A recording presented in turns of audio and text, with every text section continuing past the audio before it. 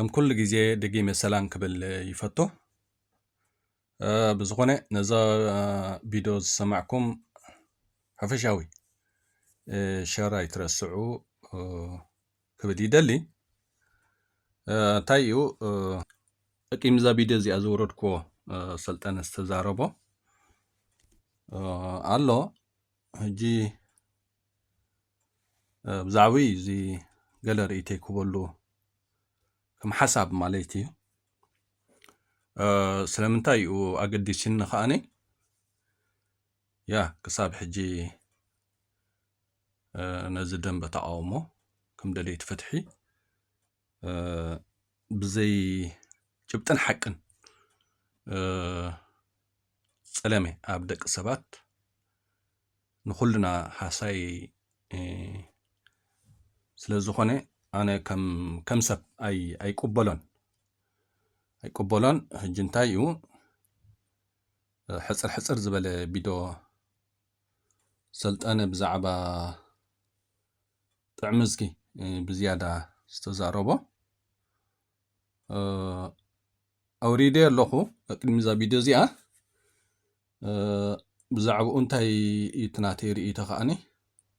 ቅድሚ ኣብኡ ብቲ ናይ ሰልጠነን ናይ ጥዕሚ እዝግን ወይ ድማ ሰልጠነ ብዛዕባ ጥዕሚ እዝጊ ኣቕሪብዎ ዘሎ ቅድሚ ኣብኡ መሕላፈይ ኣብዚ ናይ ምንቅስቃስ ስምረት ተስፋ ዘለዎ ምንቅስቃስ ተስፋ ዝነበሮ ምንቅስቃስ ከም ሓቂ ብሕጂ እውን ተስፋ ዘለዎ ምንቅስቃስ እዩ ምንቅስቃስ ስምረት ከም ሓቂ ብናተይ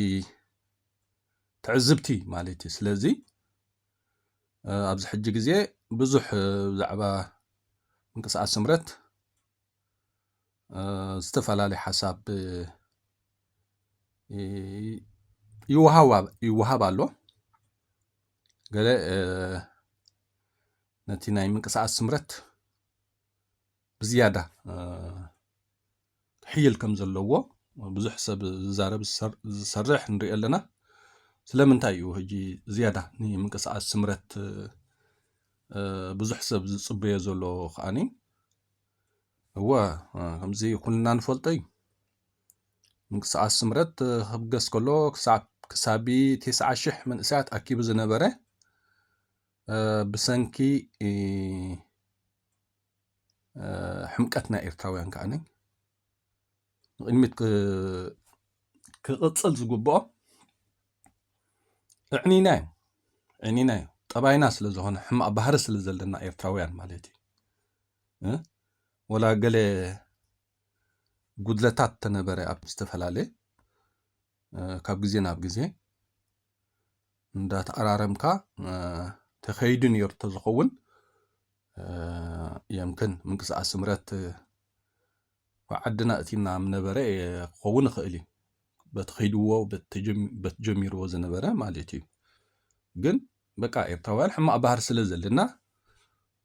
ዕንዎ ኢልካ ህግደፍካ ኣትሞ እቲ ካልእ እውን በቲ ኣብ ትግራይ ዘጋጠመ ኩነታት ምንቅስቃስ ስምረት ብብዙሕ ነገር ብዙሕ ሓደጋ ኣጋጢምዎ ፀኒሑ ሕጂ ንሕሉፍ ገምጊሙ ከኣን ደግማይ ምውድዳብ ብዝያዳ ገይሩ ይንቀሳቀስ ኣለዎ ምንቅስቃስ ስምረት ዳርጋ ብዙሕ ሰብ ተስፋ ገይሩ ተሓጒሱ ፅቡቅ ርድኢት ፅቡቅ ርእይቶ ይህብ ኣሎ እሱ ይኸውን ዘለዎ ከኣኒ እሱ ይኸውን ዘለዎ ተስፋ ዘለዎ ምንቅስቃስ እዩ ምንቅስቃስ ስምረት ብሕጂ እውን ኤርትራውያን ሕሉፍና ክእርመና ሕሉፍና ክምህረና ኣለዎ ምንቅስቃሳት ብፍላይ ዝኾነ ጉድለታት ዘይብለን ምንቅስቃስ ብርእይቶን ብሓገዝን ዳ ዝያዳ ንቅድሚት ክደፍኣ ከም ዘለዎ ክንገብር ኣለና እምበር ዕንዎ ኣይጠቕመናን እዩ ክሳራ ኩልና እዩ ማለት እዩ ክሳራ ኩልና እዩ ስለዚ ገለ ሰባት ከኣነ ኣብ ወንበር ተስፍፅባሃ ከምዚ ገይሩ ገለ ትብሉ ሰባት ኣለኹም ሓቅነት ተልይኩም ጭብጥን ተልይኩም ተስፅባሃ ኣብ ኩሉ ሃገራት እንዳዘወረ ሴሚናር ገብር ኣሎ መስለኒ ስለዚ ሓቅን ጭብጥን ዘለዎ ብተስፅባሃ ገለገለ ዝየድል ትዛረቡ ሰባት ኣብኣ ፊት ንፊት ህዝቢ እናርኣያኩም እንዳሰማዓኩም ኣቅድሚ ተስፅባሃ ተንክስታትኩም ከተቕርቦን ክትክእሉ ኣለኩም ኣይኮነን ስእልካ ተሓቢእኻ ተስፅባሃ ከምዚ ገይሩ ከምዚ ኢሉ እንዳበልካ ግን ትርጉም የብሉን እዚ ከምኡ ዓይነት ስራሕ ከዓኒ ንኩልና ስለዘይጠቕመና በቃ ኩልና ክንቃለሶም ኣለና ዘድልን ዘየድልን ዝዛረቡ ሰባት ማለት እዩ ሕደላይ ፍትሒ ይኮንካ በቃ ትጉድለት ኣሎ ትብሎ እዚን እቲ ድኽመት እዚን ትጉድለት ትብል ኦኬ ታም ምንቅስቃስ ካኒ ትርኢቱ ናይ ህዝቢ ሰሚዓ ትኸዕረ ዝግቦ ተዕሪ ማለት እዩ ኪነው ክስን ተሊካኻ ምስ ምቕታልን ገለን ዝተኣሳሰር እንድሕር ኮይኑ ከዓኒ ያ ተስፋ ወደፅባሃ ዘውር ኣሎ ብሕግን ብኣካልን ብሕገት ኮሶ ትኽእልኻ ብኣካል ከዓኒ ኣቅድሚ ህዝቢ ተስፅባሃ ንከምዝን ንክስቶን ሃሪምካዮም ቀቲልካዮም ኢልካ ትዛረብ ትኽእልኻ እዚኣታ ናይ ሰብኣይ ማለት እዩ ምንቅስቃስ ስምረት ከዓኒ በቃ ሕሉፍ ገምጊሙ ኩሉ ተመክሮ ወሲዱ ኣሎ ብሕጂ በርቲዑ ክኸይድ ኣለዎ ኣነ ምዛ ናይ ምንቅስቃስ ስምረት እንታይ ክብል ይደሊ ግሎባል በርጌና ሓመዱ ምንቅስቃስ ስምረት ምንቅስቃስ ሓድነት ኤርትራውያን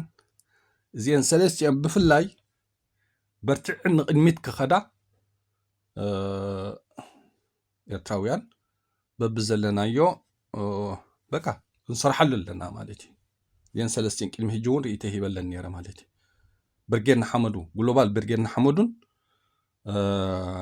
ምንቅስቃስ ስምረትን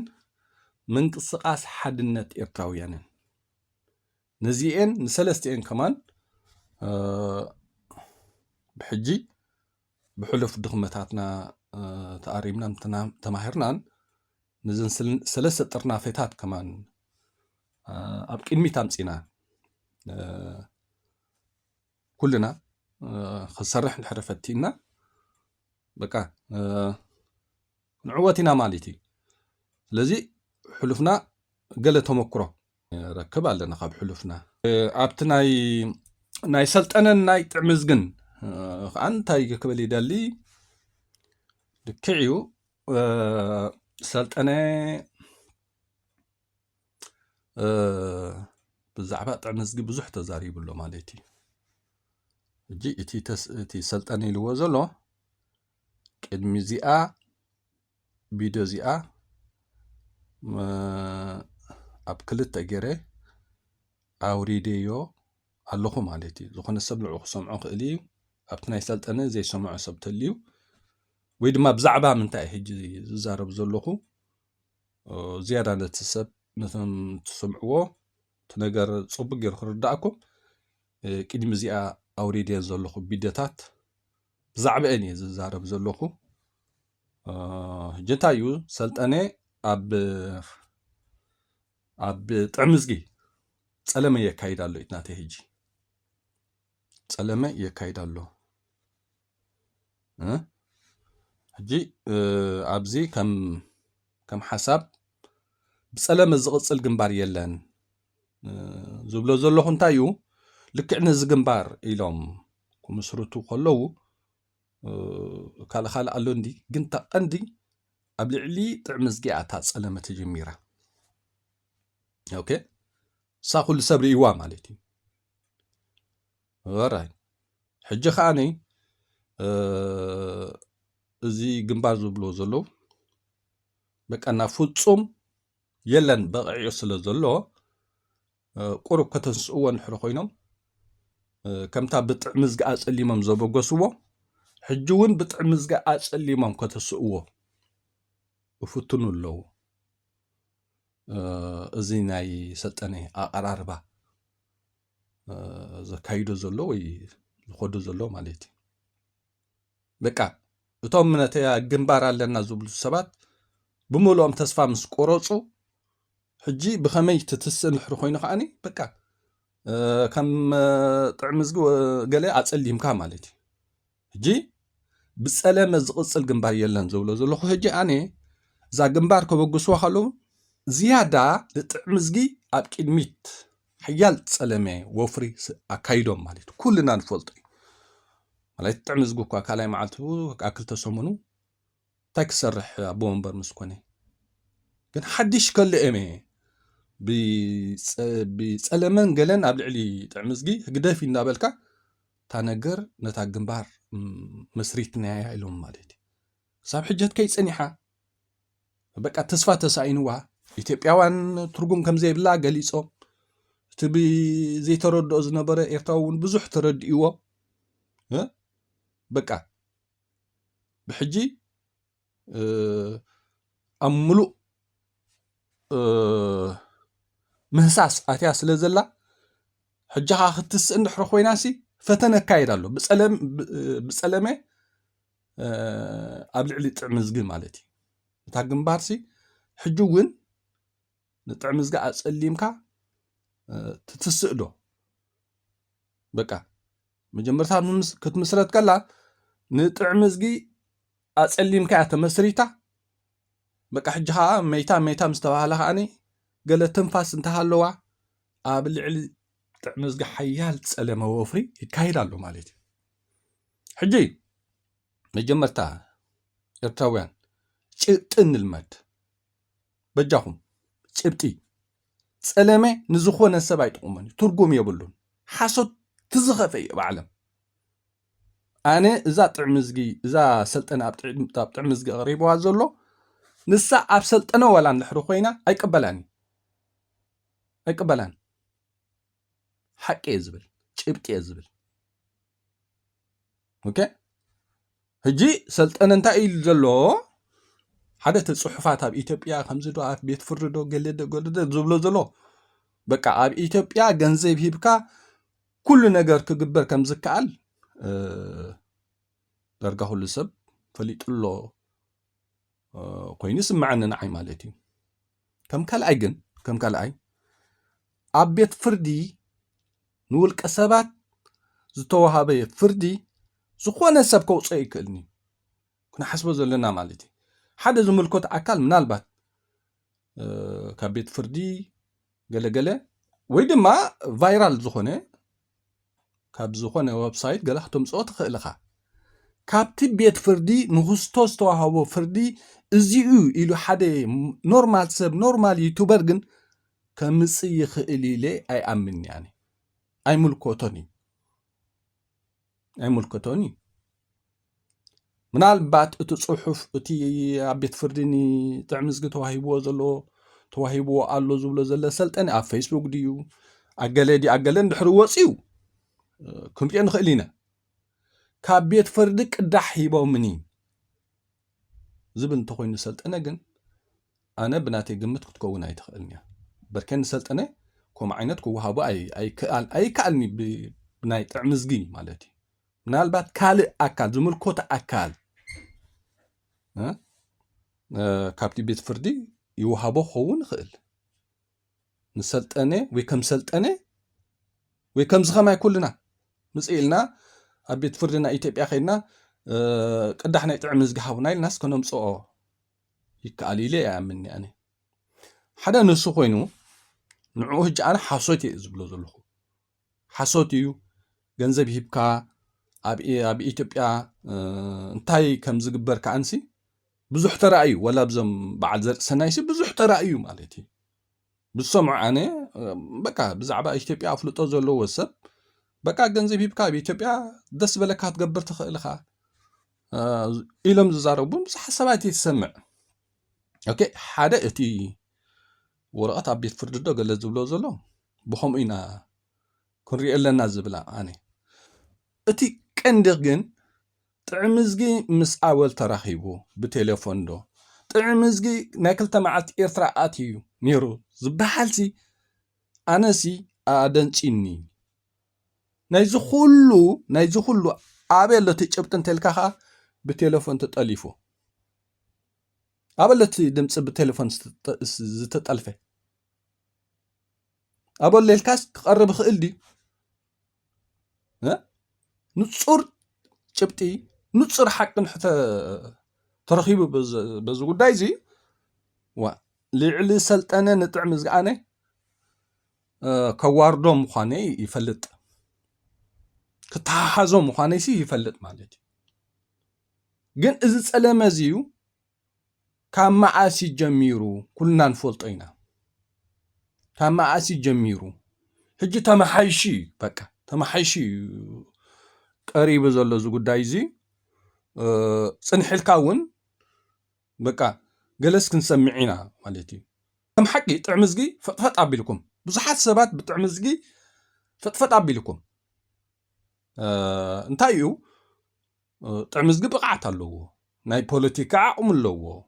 ناي مزراب عقم اللو ناي متنتان عقمي اللو فرفر ابيلكم فرفر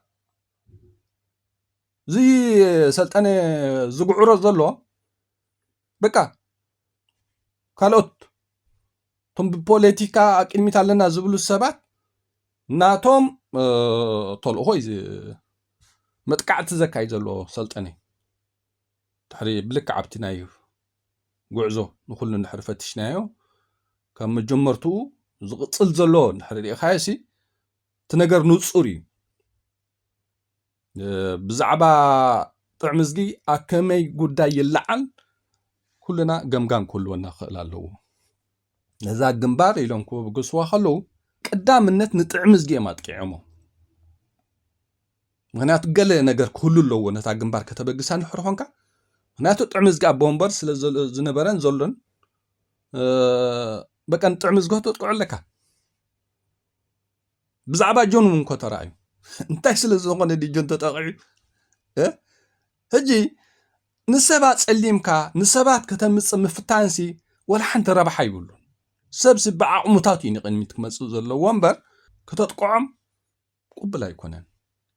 ሰብ ዓቕሙ ይንቅድሚት ክመጽእ ዘለዎ ብብቕዓት ብፍልጠት ማለት እዩ እንታይ ኮይና ኢና ዓቕሙ ጥራሕ የገድሰና ንገለ ኣድኒና ንገለ ክንሕልፍ ንደል ዘለናሲ እንታይ ትረብሓታቱ ስለዚ ዓቕሙ ዘለዎ ሰብ ኢኻ ገድሰካ ዘለዎ እምበር ስለዚ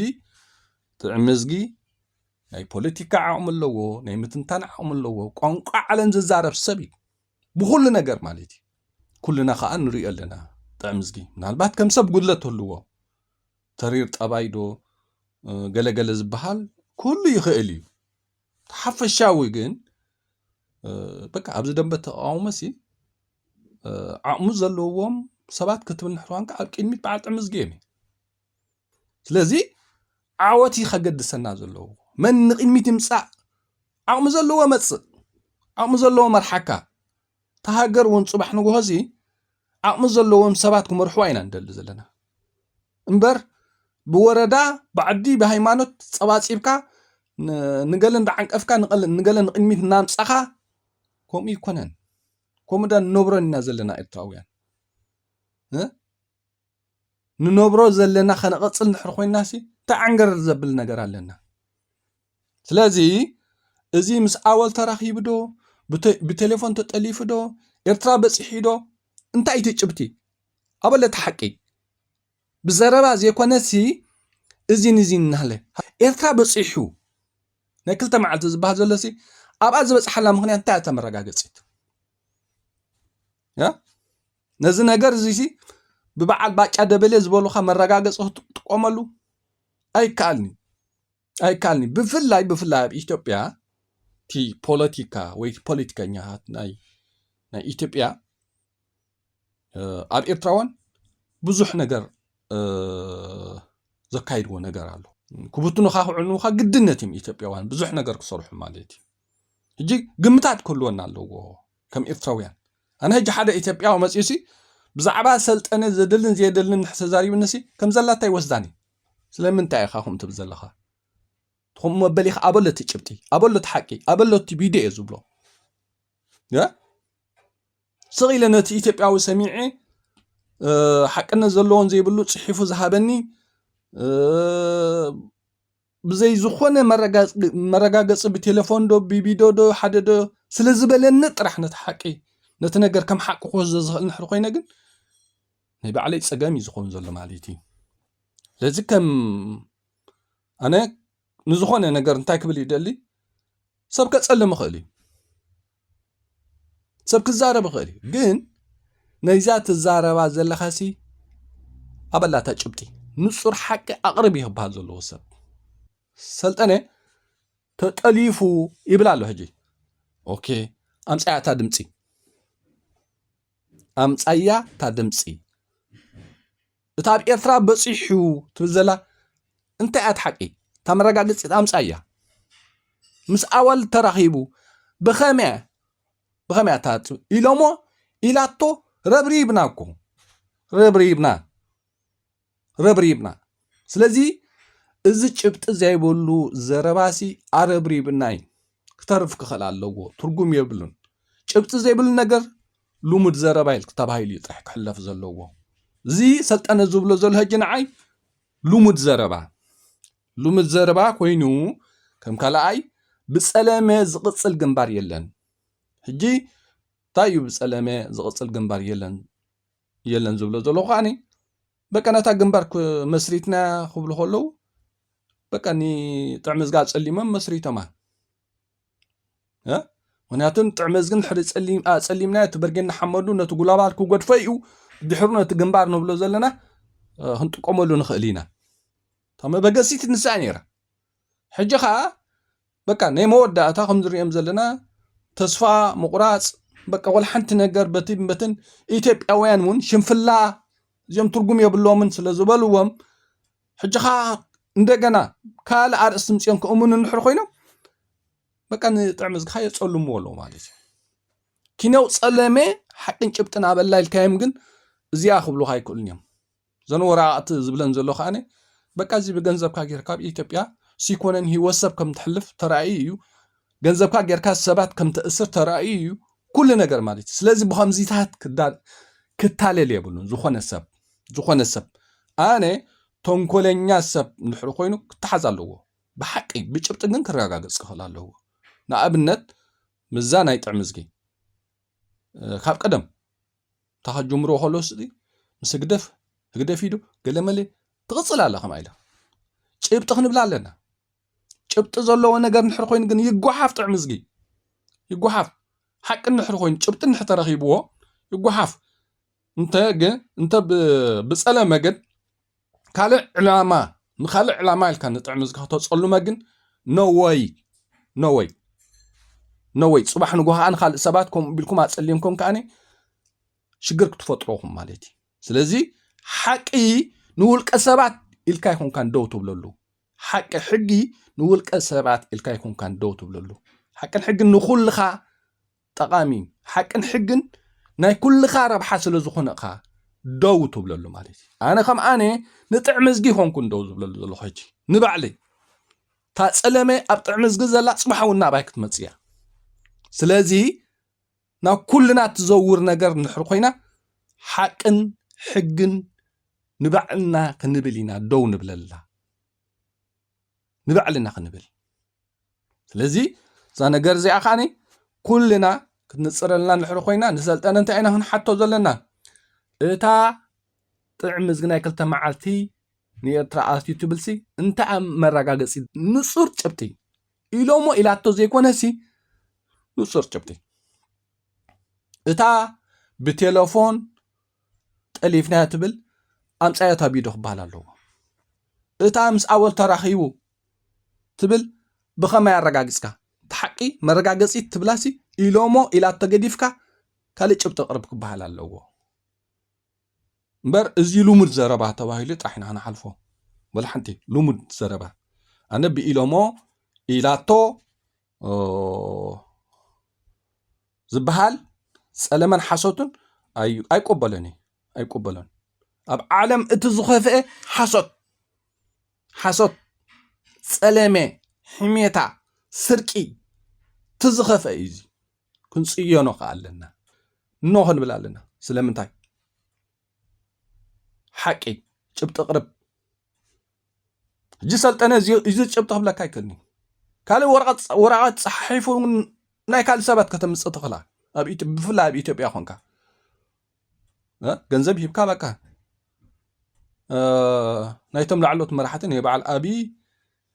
ገለ አኻ ማለት ኩሉ ነገር ፀጋታት ናይ ገንዘብ ሽግር እውን ስለ ዘይብሎም ናቶም አኻ ከተቕርብ ዘይትኽእል እምበር ናይቶም ታሕተወቲ ኣብ ኢትዮጵያ ሲ ገንዘብ ሂብካ ደስ ዝበለካ ከተእስር ትኽእል ከተፅሕፍ ትኽእል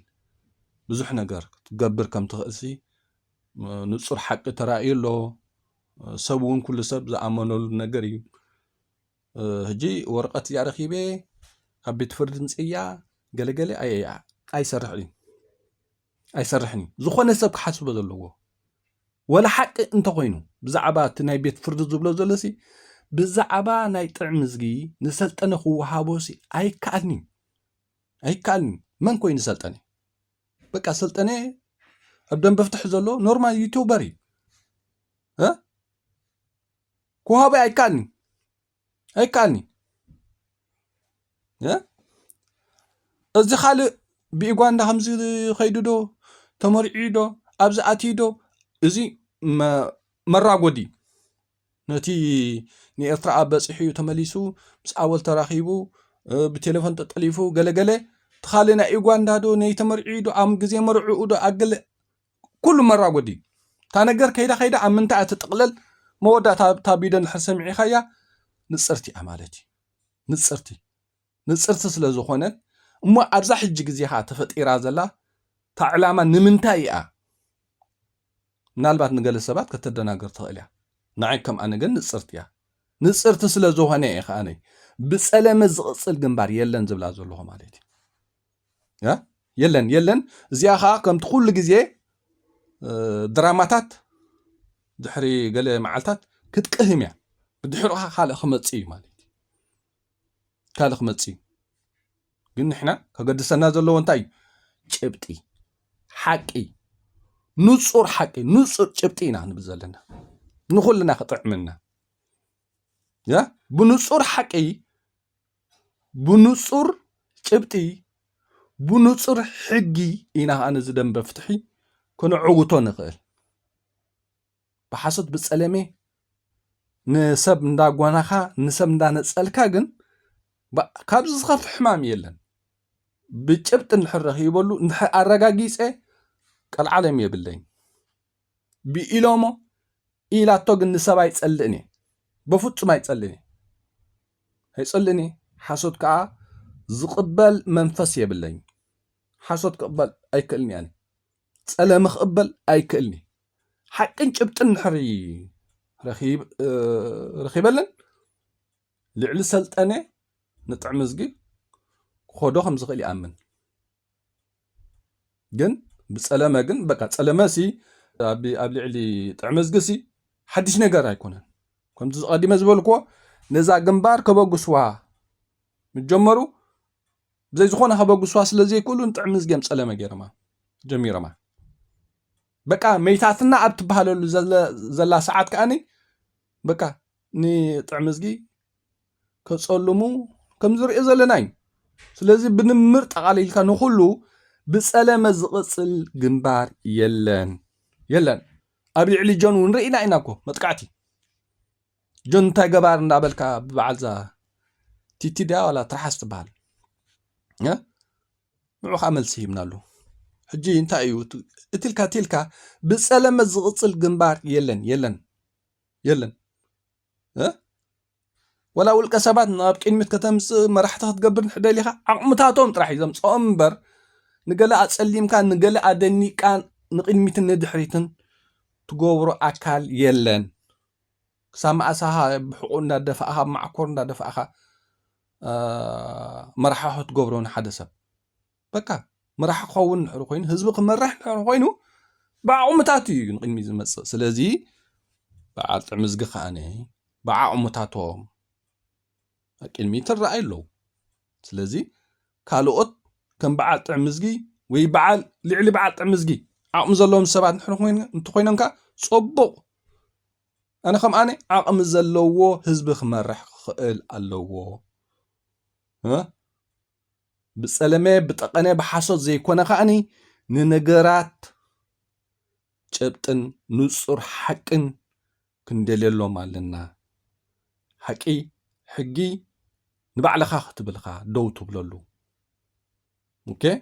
ስለዚ እዚ ሰልጠነ ኣቕሪብዎ ዘሎ ልሙድ ዘረባ ጥራሕ በልዎ ልሙድ ሓሶት በቃ ክሳብ ጭብጢ ዘየቕረበ ልሙድ ሓሶት ኢና ልሙድ ሓሶት ክነሓስቦ ዘለና ጥዕሚ ዝገሲ ናይ 2 መዓልቲ ኤርትራ በፂሑ መፅዩ ጥዕሚ ዝገስ ምስ ኣወል ስዒት ተራኺቡ ጥዕሚ ዝገስ ብቴሌፎን ክዛረብ ተጠሊፉ ጥዕሚ ዝገስ ኣብ ሳዋ ከሎ ከምዚ ኢሎሞ ከምዚ ብል ነይሩ ክንዲ ዝነጥብ ነይሩዎ እዚ ኩሉ ኣብ ቤት ፍርዲ ተረኺቡ እንታይ ዓይነት ሕማም እዩ እዚ እንታይ ዓይነት ሕማም እዩ ብዝኾነ እዚ ነገራት እዚ ናብ ዝኾነ ነገር ካብፅሓና ስለ ዘይክእል ክሳብ ንጹር ሓቂ ዘየቕረበ ሰልጠነ ወይ ከም ሰልጠነ ዘለው ልሙድ ዘረባ ኢልና ኢና ንሕና ክነሓልፎ ዘለና ተሰናይ